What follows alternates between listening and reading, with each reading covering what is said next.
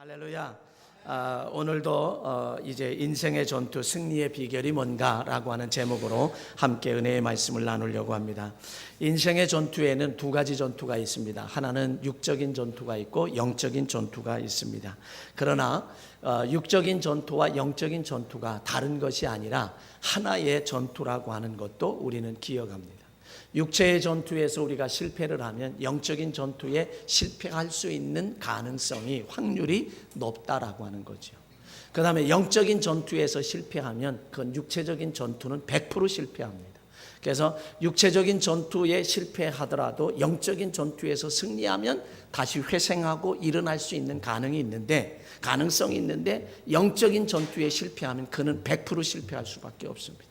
그게 바로 이 육적인 전투와 영적인 전투의 차이점이라고 하는 사실. 그래서 우리 그리스도인들은 육적인 전투에서도 승리해야 할 줄로 믿습니다. 영적인 전투에서는 더더욱 승리해야 할 줄로 믿습니다. 영적인 전투 속에 파괴를 가져올 수 있는 그런 영육의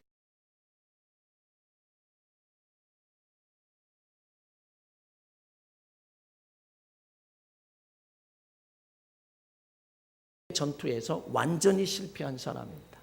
어떤 면에서 보면은 이 육적으로 하나님이 함께 하셔서 잘 되게 되니까 그는 영적으로 교만했죠. 불순종하지 않고. 그래서 영적 전투에 실패를 한 사람이 사울이다. 그러니까 육적인 전투에서도 실패해서 그렇게 승승장구하던 사람이 결국에는 자기가 자기라는 것으로 전쟁에 실패하고 자기라는 것으로 인생을 끝마치는 비참한 그런 모습을 보게 됩니다. 가룟 유다 같은 사람들도 가룟 유다도 굉장히 똑똑했던 사람이거든. 예수님의 12 제자 가운데 한 사람이었었고, 그뿐만 아니라 그는 이제 예수님의 예수님 12 제자 가운데서 재정을 맡아서 보았던 여러분, 재정은 누구에게 맡겨요? 가장 신뢰할 수 있는 사람에게 맡기는데, 그 신뢰했던 그가 은 30냥에 예수님을 팔아버렸고 배신하고 배반하고, 그리고 나중에 그것을 깨닫기는 했고 뉘우치기는 했지만 그 30냥을 대제사장들에게 내가 무죄한 피를 흘렸다 그러면서 이제 갖다 주니까 안 받죠. 더러운 돈이라고 안 받아서 그걸 던져놓고 나왔는데, 그것을 제사장들이 다 주신 다음에 이건 성전고에, 다시 말하면 헌금으로 받아들일 수 없다.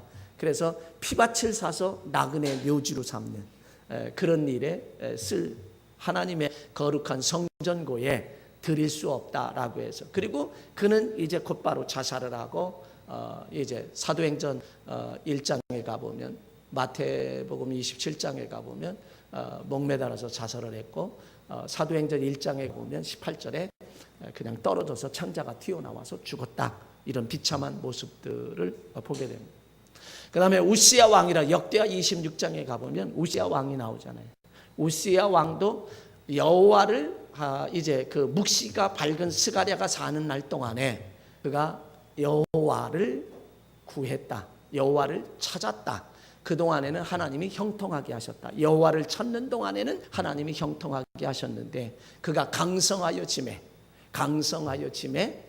하나님을 찾지 않고, 그리고 성전에 들어가서 분향하려고 하죠.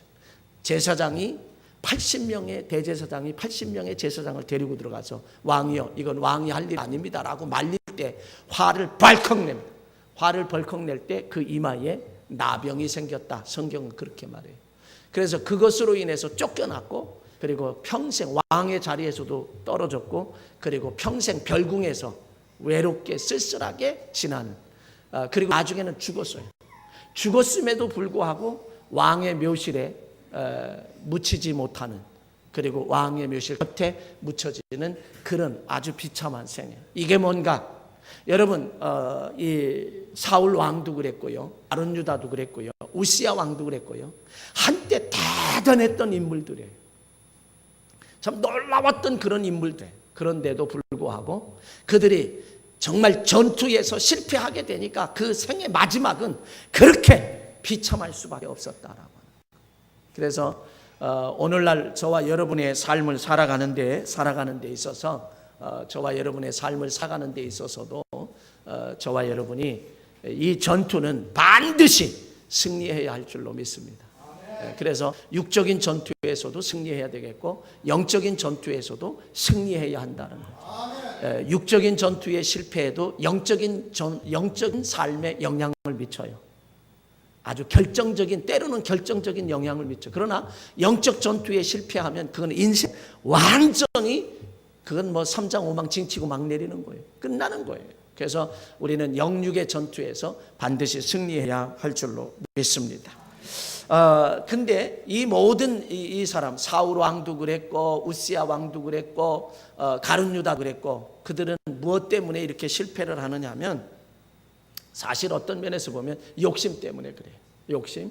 그래서 야고보서 1장 15절에 가보면 욕심이 잉태한 즉 죄를 낳고 죄가 장성한 즉 사망을 낳는다 라고 하는 그런 말씀을 우리에게 해주고 있습니다.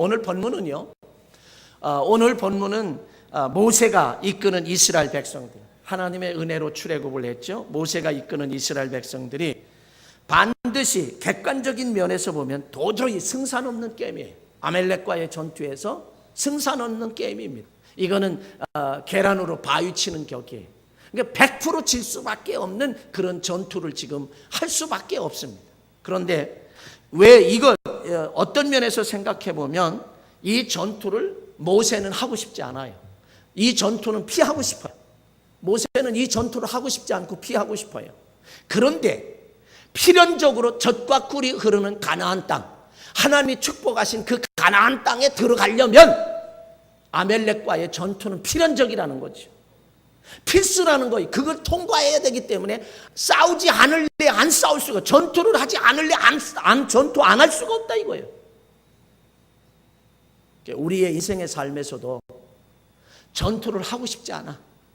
육적인 전투도 영적인 전투도 피하고 싶어. 피하고 싶고 싸우고 싶지 않아요. 그럼에도 불구하고 하나님이 우리에게 약속하신 저 하늘나라 저 천국에 가기 위해서는 필연적으로 이 전투를 해야만 하는 것이 우리의 인생이다. 운명적으로 타고난 건지는 모르겠지만 하여간 필연적으로 이 전투는 우리가 해야 된다는 거예요. 그래서 이스라엘 백성은 아멜렉과의 전투를 할 수밖에 없었어요. 그러나 반드시 거쳐야 되는데 그러나 그들의 객관적으로는 이기고 승리할 수 있는 상황이 아니에요. 100% 질 수밖에 없는 상황이고 그런 현실임에는 틀림이 없습니다. 그럼에도 불구하고 그들은 싸웠습니다. 싸웠을 때에 이스라엘 백성들이 결국 이기고 승리한 줄로 믿습니다. 여러분, 우리의 인생의 싸움도, 인생의 전투 속에서도, 영육의 전투 속에서도 정말 도저히 승산 없는 그런 싸움이라 할지라도 주를 바라보고 싸운다고 하면, 전투를 한다고 하면 이제 이스라엘 백성처럼 승리하는 기적의 역사가 우리에게 나타날 줄로 믿습니다. 자, 그렇다고 하면 어떻게 해서 이기고 승리할 수 있었느냐? 이스라엘 백성들이 객관적으로 100% 실패할 수밖에 없는 이 전투에서 어떻게 그들이 이기고 승리할 수 있었느냐? 그 비결은 오늘 본문에서 세 가지를 나타납니다. 첫 번째 비결은 뭐냐면 지도자, 따라합시다. 지도자 모세에게 순종한 것이 승리의 비결이다. 네, 다시 말하면 순종한 것이 승리의 비결이에요. 이스라엘 백성들을 이끌고 나아가는 그 모세, 지도자인 모세의 지도력에 순종한 것이 그들이 전투에서 이기고 승리하는 비결이었었다. 자, 여러분 9절 10절 한번 보세요. 본문 한번 다시 읽어봅시다. 9절 10절. 예, 화면에 나왔습니다. 읽습니다. 시작. 모세가 여호수아에게 이르되 우리를 위하여 사람들을 택하여 나가서 아멜렉과 싸우라. 내일 내가 하나님의 지팡이를 손에 잡고 산꼭대기에 서리라. 여호수아가 모세의 말대로 행하여 아멜렉과 싸우고 모세와 아론과 훌은 산꼭대기에 올라가서 아멘. 자, 여호수아에게 너 나가서 백성들과 더불어 나가서 싸워라. 나는 내일 산꼭대기에 올라가서 기도하리라. 그렇게 이야기했더니 여호수아가 모세 말대로 행했대요. 본문에 모세의 말대로 행하여 아멜렉과 싸웠다는 거죠. 여러분, 전투하는 것에, 전쟁터에 나가는 거 좋아할 사람이 누가 있어요? 전쟁터에 나가서 좋아할 사람 한 사람도 없어요. 근데 여호수아는 그 백성들, 여호수아를 따르는 백성들, 또 모세를 따르는 여호수아와 그 백성들은 모세의 말에 순종했다. 그 위기의 순간에 순종했다. 그게 바로 이제 승리의 비결이었다. 그 다음에 두 번째는 뭐냐면 모세와 아론과 훌과 여호수아와 백성이, 따라합시다, 하나가 되었다. 네, 하나가 됐다는 거예요. 하나가 돼서 협력을, 하나가 되었고 협력했고 협동했고 서로 도우며 함께했다는 거죠. 누가요? 지도자인 모세와 그리고 그들의 참모인 훌과 아론, 그 다음에 여호수아, 그리고 백성들이 하나가 됐다는 거예요. 자, 여호수아와 백성들은 나가서 아멜렉과 전투를 하는데 그때 모세는 산꼭대기에 올라가 하나님 앞에 기도하고 손을 들고 기도하고, 이 손이 올라가면 이기고 내려오면 지니까 이 돌을 가져다 놓고 아론과 훌이 한 손씩 받쳐서 손이 내려오지 않게, 어느 한 사람의 힘에 의해서 승리가 이루어진 게 아니라는 거죠. 그래서 그들은 하나가 됐다라, 일사불란하게 움직였다는 거예요. 어느 누구도 철련장 소리 들리지 아니하고 다른 소리 들리지 않고 하나의 소리. 마치 여리고성을 함락시킬 때에 이스라엘 백성들이 한 바퀴씩, 매일 한 바퀴씩 도는데 마지막 날 7바퀴도 아무 소리 하지 않았어요. 야, 이렇게 돈다고 야 이게 이 견고한 성이 무너지냐?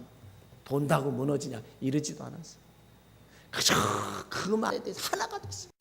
일사불란한 움직임의 모습, 그 하나가 되는 그런 모습, 그것이 바로 모세의 손이 해가 지도록 내려오지 않고 여호수아가 이끄는 백성들의 전투에서 승리할 수 있었다. 그 다음에 따라합시다. 손을 든 것이 승리의 비결이다. 자, 지금 제가 말씀드린 것은 순종한 것이 승리의 비결이고, 하나가 된 것이 승리의 비결이고, 손을 든 것이 승리의 비결이다. 자, 11절서부터 13절 다시 한번 보겠습니다. 화면에 나왔습니다. 같이 봅니다. 모세가 손을 들면 이스라엘이 이기고 손을 내리면 아멜렉이 이기더니 모세의 팔이 피곤함에 그들의 돌을 가져다가 모세 아래 놓아 그가 그 위에 앉게 하고 아론과 훌이 한 사람은 이쪽에서 한 사람은 저쪽에서 모세의 손을 붙들어 올렸더니 그 손이 해가 지도록 내려오지 아니한지라. 여호수아가 칼날로 아멜렉과 그 백성을 쳐서 무찌르니라. 아멘. 예, 손을 든 것이 승리 비결. 여러분, 그래서 우리가 이 21세기 최첨단 과학의 시대를 살아가는 오늘의 시대에 저와 여러분들이 이 영육의 전투에서 승리할 수 있는 비결은 바로 오늘 본문의 말씀처럼 순종하는 것이 비결이고, 하나가 되는 것이 비결이고, 손을 드는 것이 비결이다. 이 세 가지 요인을 통해서 이스라엘 백성들은 아멜렉과의 전투에서 승리하게 되었다라고 하는 거예요. 여러분, 그리스도인들에게 있어서, 우리 그리스도인에게 있어서 무기가 뭐냐? 성경은 우리 그리스도인들을 가리켜서 뭐라고 하냐? 양으로 비유했습니다. 양. 근데 양은 본래 이 뿔이 없어요, 사실은. 근데 요즘에 보면 양들도 뿔이 있는 양들이 많습니다. 뿔이 없으니까 공격 무기가 없어요. 뿔이 있는 양들도 있어요. 근데 뿔이 없으니까 공격 무기가 없어요. 공격 무기가 없으니까 무방비 상태예요. 양은 무방비 상태예요. 그래서 목자가 도와주지 않으면 맹수의 밥이 될 수밖에 없는 게 양들의 현실이에요. 양의 현실이에요. 그런데 우리에게 무기라는 것은 뭐냐? 기도예요. 에베소서 6장 11절에 가보면 뭐라 그랬냐면 너희는 하나님의 전신 갑주를 입으라. 하나님의 전신갑주를 입으라 그러면서 복음의 신을 신고 뭐 예비한 뭘 이렇게 방패를 가지고 뭐 이렇게 쭉 8가지 7가지의 무기를 소개하고 18절에 가보면 뭐라 그러냐면 무시로 성령 안에서 기도하고 성령으로 성령 안에서 우리에게 기도하라고. 우리 그리스도인들에게 영적인 무기는 오직 기도밖에 없어요. 이게 제일 큰 무기야. 그래서 데살로니가 전서 5장 17절에 가보면 쉬지 말고 기도하라. 그리고 마태복음 26장에 가보면 예수님께서 하시는 말씀이 시험에 들지 않게 깨어있어 기도하라. 다른 복음서에는 유혹받지 않도록 유혹에 넘어가지 않도록 깨어 기도하라고. 그러면서 제자들에게 너희가 제자들도 핵심 제자 3사람 베드로 요한 야곱 돌 던질 만큼 떨어진 다음에 너희들 여기서 나를 위해 기도해. 내가 고민하여 심히 고민하여 죽게 되었다. 기도해라. 그랬더니 콜콜 잠자고 있어. 너희가 1시간 동안도 나와 함께 깨어 있을 수 없더냐? 예수님이 그렇게 말씀하시고 그리고선 시험에 들지 않게 깨어 있어 기도하라. 그리고 가서 땀방울이 핏방울이 되도록 그렇게 애써 기도하고 와보니 또 자고 또 자고. 여러분 우리에게 있어서 유일한 무기는 기도밖에 없어요. 그러기에 사도 바울도 쉬지 말고 기도하라 우리에게 그렇게 말했죠. 이 기도의 무기로 성경에도요 무수히 많은 이 성경의 66권의 모든 내용의 말씀을 봐도 기도를 통해서 승리하는 비결, 기도를 통해서 기적의 역사가 일어나는 그런 승리의 역사를 많이 나타내주고 있어요. 마가복음 9장 14절 이하에 가보면 어떤 아버지가 귀신 들린 아들 예수님께 데려왔지만 예수님이 안 계시고 그 제자들이 있어요. 고쳐달라고 하니까 예수님 제자들이 못 고쳤어요. 그러니까 그냥 막 조롱을 받아요. 막 갑론을박 그냥 논쟁이 벌어지고 변론이 벌어져요. 그때 예수님이 오셨어요. 무엇 때문이냐 그러니까 이 아버지가 나서서 내가 이런 아들 물에도 귀신이 물에도 불에도 막 집어넣는다. 그래서 고쳐달라고 왔는데 고치지 못했다. 할 수 있거든 내 아들을 좀 고쳐달라. 할 수 있거든이 무슨 말이냐. 네? 믿는 자에게 능치 못할 일이 없다. 그랬더니 이 아버지가 뭐라고 얘기하냐면 주여 내가 믿나이다. 나의 믿음 없는 것 도와주세요. 그 얘기는 뭐냐면 내가 믿고 싶은데 실제로 내가 믿음이 없다. 그러니까 그것마저도 도와달라. 그럴 때 예수님께서 귀신에게 그 아이에게서 나오고 다시 들어가지 말라라고 꾸짖게 돼. 그렇게 될 때 그 귀신이 나갔어요. 경련을 일으키며 쓰러졌어요. 다 죽었다고 했는데 손을 잡아 일으키니 아이가 일어났다.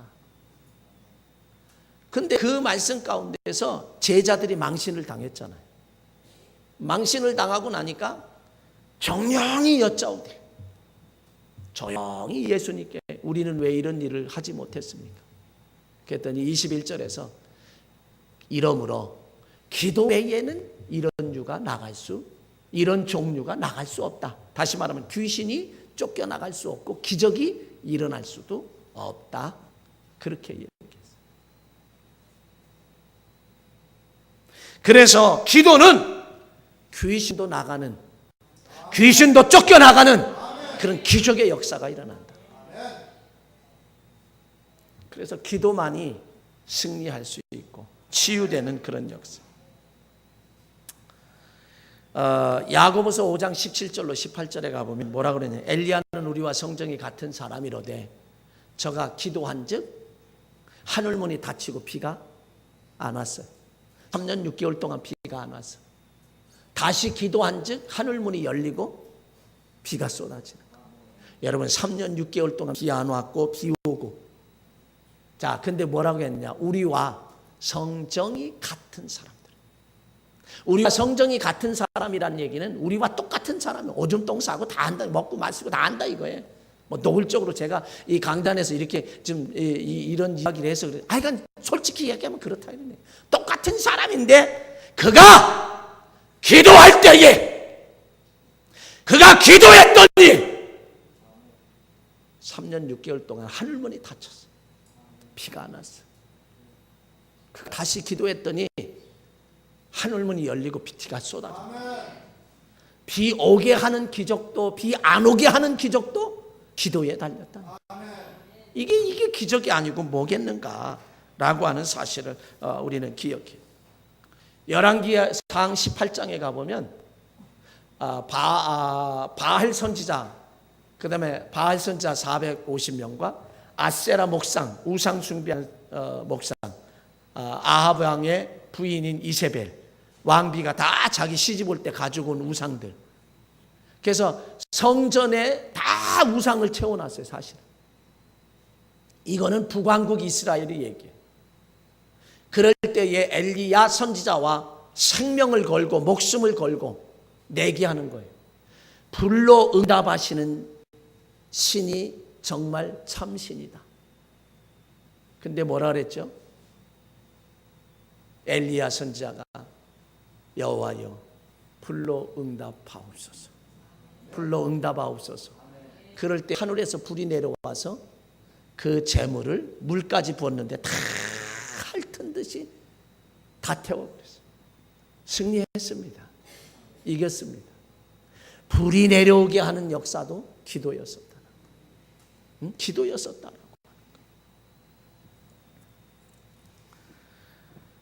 역대하 20장에 가보면 유다 왕 여호사밧이 암몬과 모압과 마온이 쳐들어왔어요.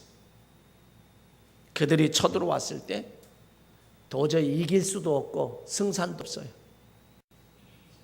불가능해요. 그럴 때 여호사밧 왕이 12절에 가보면 이렇게 말합니다. 우리 하나님이여 우리를 징벌하지 아니하시나이까? 그들을 징벌하지 아니하시나이까? 우리를 치러 오는 이 큰 무리를 우리가 대적할 능력이 없고 어떻게 할 줄도 알지 못하고 오직 주만 바라보나이다. 하나님 앞에 기도해요. 하나님 앞에 기도할 때에 하나님께서는 그들에게 군인들에게 찬양을 하도록 해요. 찬양할 때 하나님이 예비하신 복병이 나타나 그들을 다 죽이고 전쟁에 승리한 줄로 믿습니다. 이 역사도 뭐냐면 위기에서 여호사밧 왕, 유다 왕 여호사밧이 전쟁의 위기에서 기도할 때 불가능한 전쟁에서 이기고 승리한 줄 믿습니다. 예, 기도의 역사. 기도의 역사. 이사야서 38장에 가보면 히스기야 왕이 병들어서 죽게 되었습니다. 그때 히스기야 왕은 어떻게 했어요? 꼼짝없이 죽는 거예요. 아모스의 아들 이사 선지자에게 야, 너 히스기야 왕에게 가서 전하라. 너는 죽고 살지 못할 것이니 정리해라. 그렇게 말을 전달했어요. 그런데 그때 히스기야 왕이 벽을 향하여 간절히 부르짖습니다. 그 간절히 부르짖을 때 하나님께서 그에게 다시 이사야 선지자가 당도하기도 전에 너 다시 돌아가라. 돌아가서 야수르 손에서 너희를 건져낼 것이고, 또 그 다음에 이 성을 지켜줄 것이고 내 생명을 15년이나 더 연장해 주겠다. 그런 축복의 성을 받죠. 기도의 승리. 기도가 이기고 승리하게 된 줄로 믿습니다. 우시야 왕도요, 하나님을 찾는 동안에, 기도하는 동안에는, 하나님을 찾고 기도하는 동안에는 그가 승리했어요. 하나님이 도와주셔서 형통했어요. 사실은 예수님도 보면은요, 요한복음 6장에 가보면 오병이어의 기적의 역사도 하나님 앞에 기도해요. 네? 하나님 앞에 기도해요.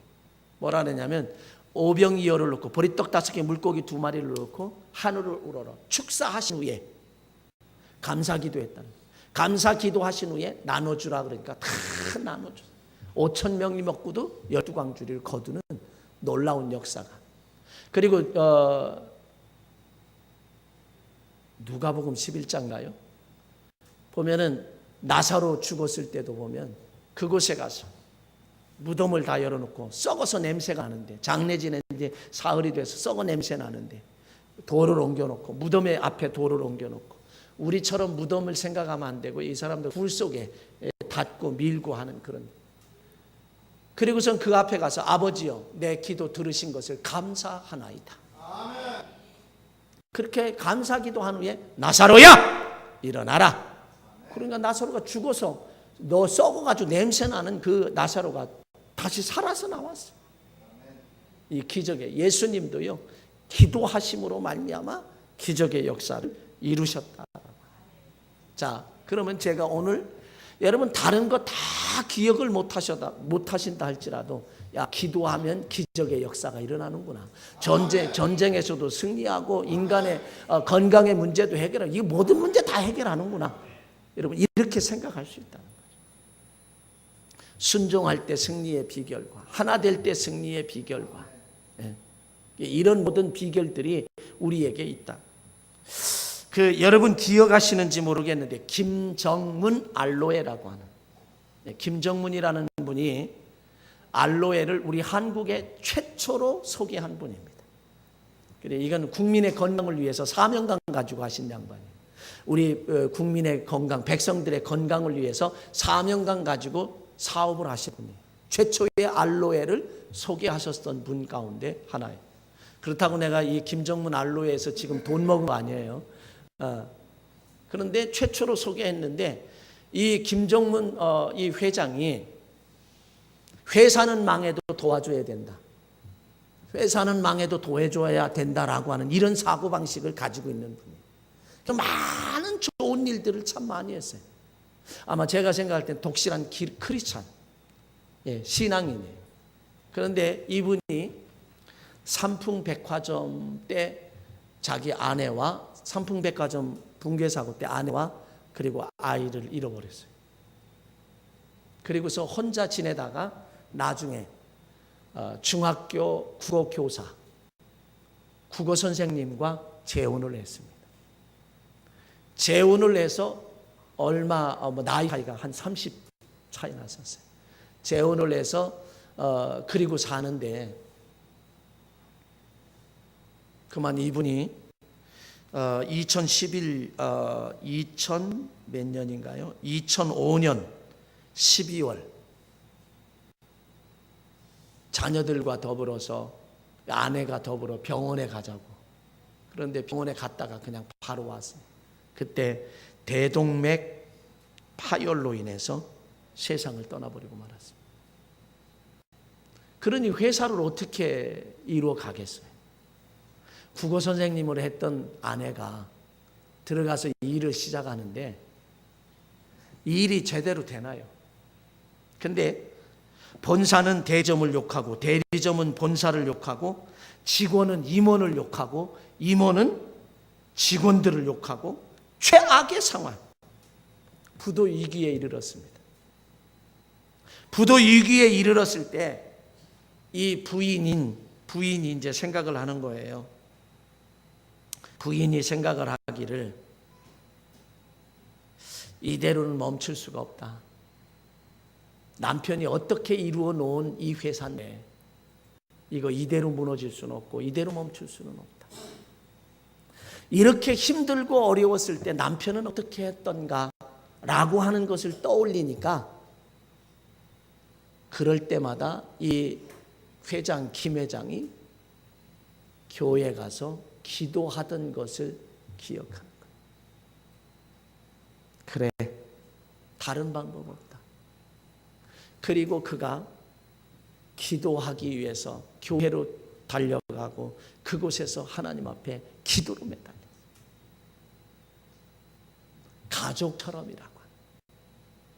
가족처럼이라고 하는 그런 캐치프레이어를 내걸고 기도하면서 가족처럼, 내 가족처럼 그렇게 외치면서 기도하며 이루어 나갔는데요. 마침내 승리했습니다. 2011년도에 매출이 얼마였었느냐? 1170억 원. 1000억이 넘는, 그리고 방문 사원이 5천 명이 넘는, 이건 방문 판매하잖아요. 계속 방문 판매원이 5천 명이 넘는 어마어마한 겁니다. 다 가족처럼 해요. 사원들도 다, 직원들도 다 가족처럼, 그리고 대리점도 다 가족처럼. 먼저는 어땠어요? 본사는 대리점을 욕하고 대리점은 본사를 욕하고, 임원 직원을 욕하고 직원은 임원을 욕하고, 그냥 서로 그리고 많이 난장판이었는데 가족처럼. 임원, 본사는 대리점을 가족처럼 대하니까 그저 거기에서, 그래서 이게 회생을 하고 기도함으로 승리해서 연매출이 1,000억이 넘어가고, 그리고 방문 사원들이 5천 명이 넘는 그런 것으로 여자의 몸으로서 다시금 회생시키고 성공적으로 이끌어가는, 그게 바로 최연매 회장, 그 부인이 최연매 회장의 기도의 승리다라고 하는 이 사실을 우리는 기억하게 됩니다.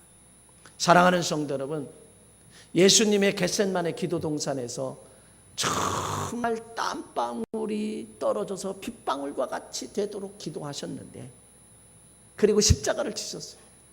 하나님의 아버지의 뜻에 순종해서 십자가를, 이게 실패가 아니라 이건 성공, 이게 성공이다. 그래서 승리하는 역사가 나타났다. 그러므로 우리는 인생의 전투, 승리의 비결이라고 하는 건 다른 데 있는 것이 아니다. 다른 데 있는 것이 아니라 기도에 있다. 순종하는 데 있고, 하나가 되는 데 있고, 손을 든 데 있다. 기도하는 데 있다. 라고 하는 이 사실을 기억하면, 여러분, 오늘의 시대가 살아가기가 얼마나 힘든 시대를 살아가고 있습니까? 너나 할 것 없이 누구나 다 힘든 시대를 살아가고 있어요.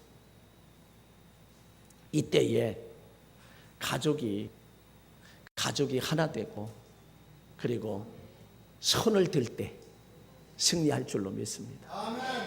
교회도 마찬가지고, 나라와 민족도 마찬가지고, 모두가 다 마찬가지고, 기도의 손이 높이 올라가면 그게 바로 인생의 전투에서 승리하고 이기는 비결임을 기억하며, 기도하는 일에 매진하는 저와 여러분 되셔서 인생의 승리자들 되시길 주의 이름으로 간절히 축원합니다.